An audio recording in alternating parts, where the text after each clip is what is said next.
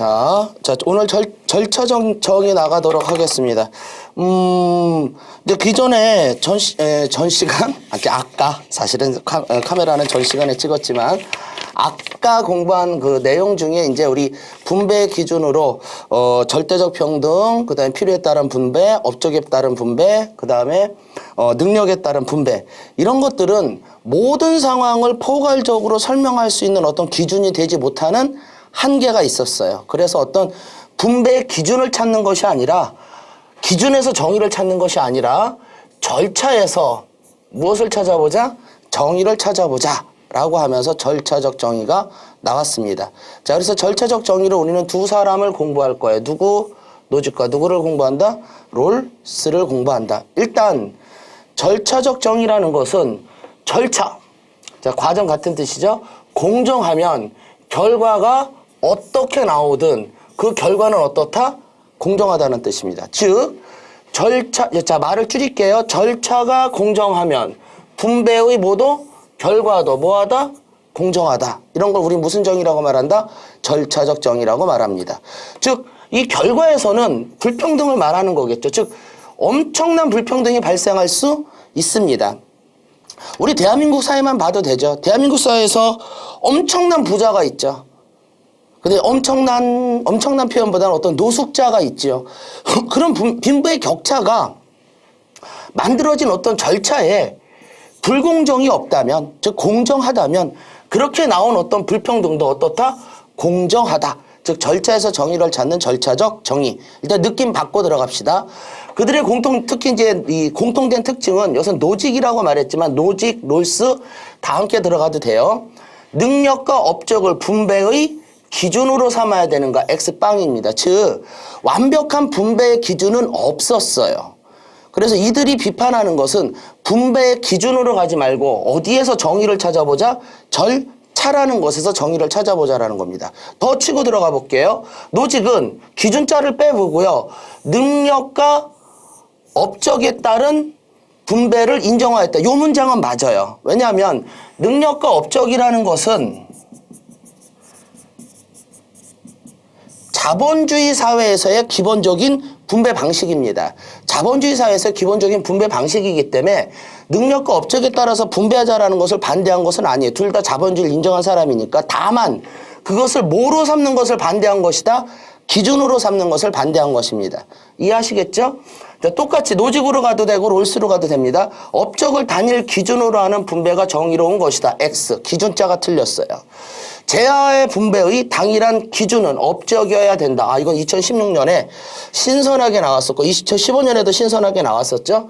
이때 처음 맛을 보여줬는데 사실 이거 EBS 들어가 보면은 다 틀리게 설명했어요. 그때 몰랐어요. 인강 선생님도 그렇고 솔직히 아는 사람 얼마 없었습니다. 그래서 다 좀 엉뚱하게 설명했는데 어쨌든 노직과 롤스는 절차에서 정의를 찾았기 때문에 어떤 분배 기준을 찾고자 한 분이 아니다. 이렇게 알아주시면 됩니다. 자, 모두 X. 그렇다고 자본주의 분배 방식의 능력과 업적을 무시한 것은 아니다. 다만 이것을 뭐로 삼는 것을 반대했다? 기준으로 삼는 것을 반대하였다. 그렇게 봐주시면 되십니다.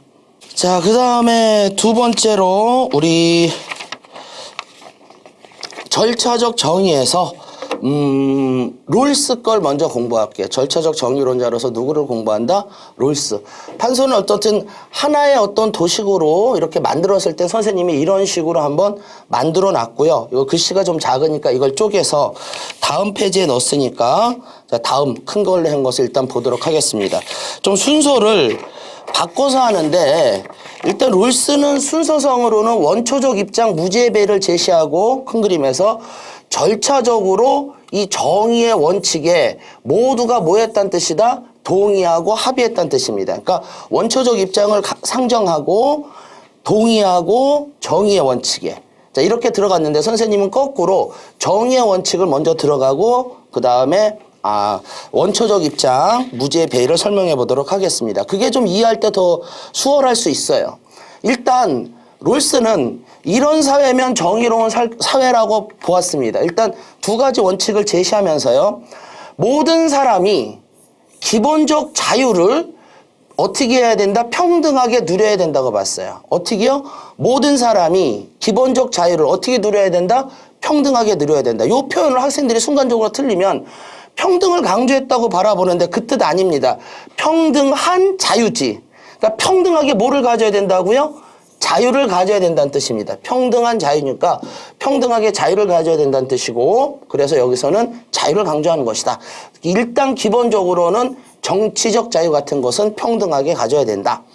자, 그 다음에 재산권 같은 경우는 살짝 선생님이 좀 이해를 돕게 넣었다 말았다 그러는데 약간 그 세모를 넣은 이유는 평등하게 갖는 것은 일단 아니에요. 일단 자유권에 들어 넣을 수는 있습니다. 재산권도. 하지만 평등하게 갖는 것은 조금 아닐 수가 있고, 노직과 비교해 볼 때, 자, 노직은 재산권을 어떻게 바라봤냐면은 절대적 권리로 바라봤다면, 롤스도 재산권을 기본적 권리로는 바라봤지만 재산권에 대해서 약간 제한을 할 수 있는 어떤 뉘앙스가 많이 들어가지. 무슨 원칙 때문에? 차등의 원칙 때문에. 그래서 여기서 살짝 세모라는 걸 놓구나. 그렇게 알아주도록 하십니다. 일단 제1원칙이에요. 누구나 평등하게 무엇을 가져야 된다? 자유를 가져야 된다. 누구나 평등하게 뭘 갖자? 자유. 두 번째가 이제 차등의 원칙과 기회의 균등입니다. 그러니까 제1원칙이고 이게 제2원칙인데 차등의 원칙과 기회의 균등은 뿅 요거 알아주셔야 돼요. 불평등의 조건이에요. 제2원칙은 무슨 조건이다? 불평등. 즉 이 말은 롤스는 그 사회의 불평등을 인정하였습니다. 근데 인정하긴 하는데 전제 조건이 있었죠. 뭐가 있어야 된다?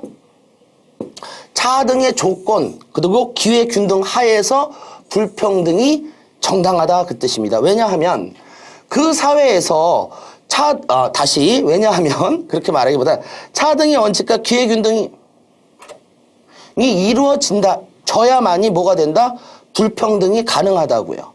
즉 정당화할 수 없는 불평등이 없는 사회라고 말을 해요. 이 표현의 말의 뜻은 정당화할 수 없는 불평등이 없습니다. 그럼 거꾸로 읽어봐야 돼. 제시문에서 이렇게 나오면 순간적으로 읽어지기가 힘들어지는데 무슨 불평등은 존재한다고요? 정당한 불평등은 존재해요. 뭐가 존재한다고요? 정당한 불평등. 그럼 무엇이 정당한 불평등입니까? 기회의 균등과 차등의 원칙이 이루어지면 그 불평등은 어떻다? 정당하다. 그런데 자 다시 앞으로 가봅시다. 원초적 입장에서 이 원칙에 사람들이 동의하고 합의했대요. 그런데 제1원칙인 평등한 자유는 누구나 그래 동의할 수 있어. 기회의 균등? 아이 그래 이거 인정해 줄게. 우리가 가장 동의하기 힘든 게 무엇이냐면 차등의 원칙입니다. 사실 차등의 원칙은 동의하기가 힘들어요. 내가 사회적 약자가 아닌 이상. 왜냐하면 차등의 원칙은 최소의 수혜자에게 무슨 혜택이 가는 거다? 최대의 혜택이 가는 게 차등의 원칙입니다. 즉 최소의 사회적 소수자, 장애인, 유색인 이들에게 뭐가 가야 된다고요? 최대의 혜택이 가는 게 차등의 원칙. 그렇다면은 이러한 혜택을 위해서 어떤 돈을 많이 번 사람은 세금을 좀 많이 내야 됩니다. 그리고 그런 것을 위한 국가의 소득 재분배 정책에 찬성하는 거예요. 결국 내가 뭐를 더 많이 내야 되냐 하면은 세금을 많이 내야 한다라는 결론에 도달하고 이것에 사람들은 기본적으로는 찬성한다, 반대한다. 기본적으로는 반대할 수밖에 없습니다. 왜요? 자, 이쪽으로 먼저 갈게요. 인간은 어떠니까? 이기적이니까. 인간은 어떠니까? 이기적이니까. 갑자기 여러분이 돈을 많이 벌었습니다. 세금 좀 많이 내세요. 인간은 이기적이라고 상정한다면 그것에 찬성한다, 반대한다. 일단 반대한다는 겁니다. 그런데 롤스는 이 무지의 배일 원초적 입장을 상정함으로써 모두가 동의할 수밖에 없다고 얘기하는 거예요. 좀 이따 설명하십니다. 자, 그 다음에 기회의 균등. 요 기회의 균등 앞에다가는 요런 거 써주세요. 무슨 기회의 균등입니까? 실질적. 자, 이때의 기회의 균등은 무슨 기회의 균등이다? 글씨 좀 지저분하죠? 실질적 기회의 균등입니다. 자, 장애인에게 의무고용 같은 것들, 이런 것들을 실질적 기회의 균등이라고 볼 수 있다. 자, 그 다음에 요 차등의 원칙을 여러분이 이해하시면서 좀 대비돼서 알아줘야 될 사람이 누구냐면 공리주의입니다.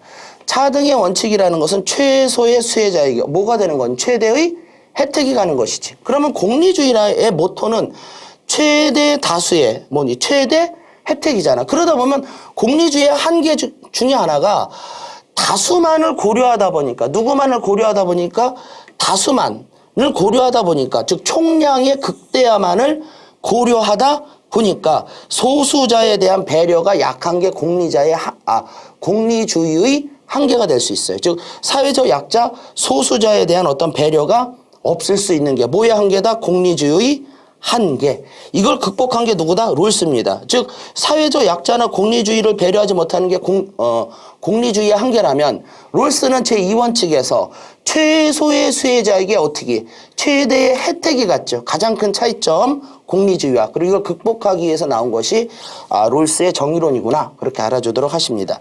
자, 그럼 여기서 봐야 돼. 반대했어요. 자, 인간은 반대합니다. 차등의 원칙에. 왜? 이기적이니까. 이기적, 즉 타인에 뭐 하니까? 무관심하니까. 그런데 이기적이니까 반대하는데 사실은 또 합리적이기 때문에 동의한대. 즉 롤스는 모두가 동의하게 되는 어떤 상황을 만들기 위해서 가상의 상태를 상정해 봤어요. 그걸 뭐라고 말한다? 최초의 입장이라고 말하기 때문에 무슨 입장? 원초적 입장이라고 말합니다. 무슨 입장? 원초적 입장. 근데 이 원초적 입장에서는 내가 어떤 인간이 될지 모르는 상태예요. 무슨 인간이 될지 모르는 상태? 어떤, 즉 이건희의 손자로 태어날지 우간대에 태어날지 로또를 10번 맞을지 대학교를 10번 떨어질지 그런 상황을 모르는 상태입니다. 근데 현실의 사회에서 나타나는 이 수많은 불평등이라는 것은 결국 무엇 때문에 나타난 것이다? 자연적, 사회적 우연성 때문에 나타나는 거예요. 즉 여러분 대학 잘 가는 거 못 가는 것도요 우연성이에요. 우연히 누군 머리가 좋고요. 우연히 누구는 머리가 나빠요. 송혜교가 그렇게 잘 나가는 것도 우연이지. 왜? 우연히 그렇게 이쁘게 태어났지요. 그 모든 것이 사실은 어떻게 보면 우연성입니다.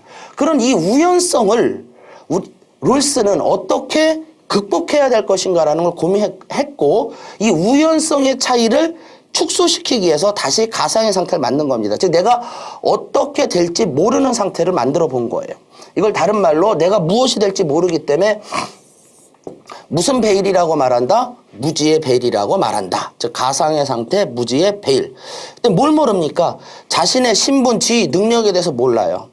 사회적 우연성을 모르는 상태죠. 어떻게 태어날지. 자신이 오타났지만 이해하고 합시다. 자신이 뭐가 될 가능성도 있는 거니.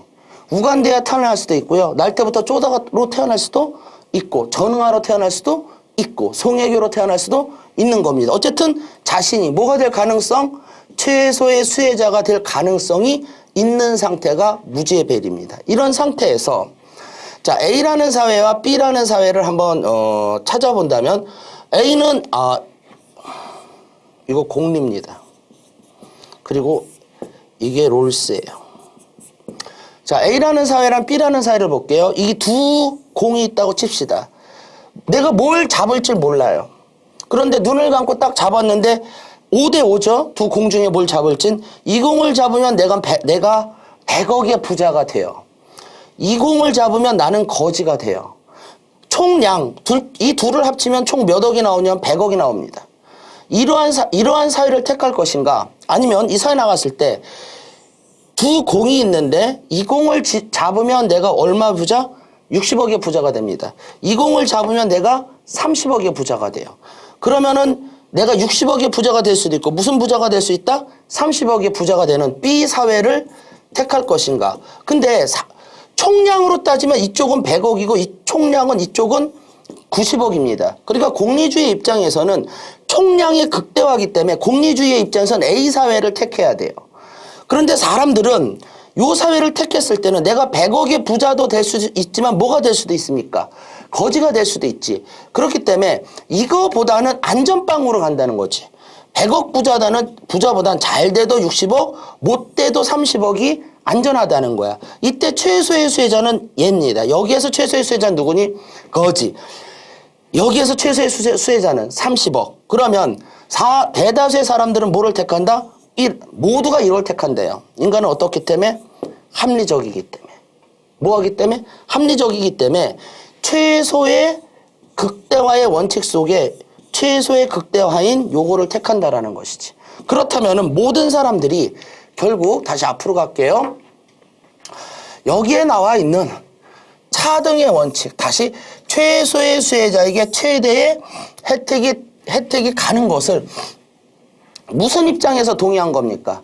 원초적 입장, 무지의 배일에서 동의한 게 되는 거예요. 그래서 동의했다는 겁니다. 현실 사회에서는 사실 동의하기 힘든데 무지의 배일에서 인간은 이기적이지만 뭐하기 때문에 합리적이기 때문에 차등의 원칙에 동의했다. 그래서 이 정의의 원칙에 모두가 뭐 했다? 동의하였다. 그래서 이런 표현 옆에다 한번 요건 써줘도 좋아요. 롤스는 정의로운 사회는 모두가 뭐 하는 사회다?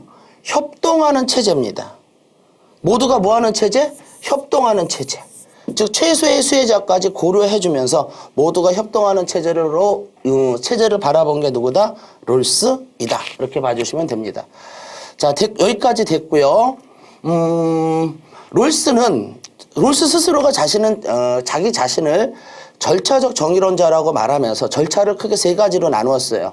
완전한 절차적 정의, 불완전한 절차적 정의, 그 다음에 순수한 절차적 정의. 그래서 완전한 절차적 정의는 기준과 절차가 다 있는 상태, 기준은 있지만 절차가 없으면 불완전한 절차적 정의. 그 다음에 기준은 없지만 절차만 있으면 뭐다? 순수한 절차적 정의에 들어가요. 기준은 없지만 절차만 있으면 무슨 절차적 정의로 들어간다? 순수한 절차적 정의. 그럼 롤스가 말했던 거는 얼핏 보면 이게 제일 좋은 거 아닙니까? 롤스가 말하고자 했던 절차적 정의는 순수한 절차적 정의. 즉 기준은 필요 없습니다. 분배가 어떻게 될지 그 기준은 필요하지 않아요. only. 순수에다가 이런 단어 넣어주세요. only. only 뭐만 공정하다면, 절차만 공정하다면 결과도 어떻다? 공정하다. 이렇게 말했던 게 순수한 절차적 정의입니다. 그러면서 좀 도박 이야기를 해요. 우리 도박을 하다 보면은 어떠한 결과가 나올지 누구는 반드시 딸 것입니다.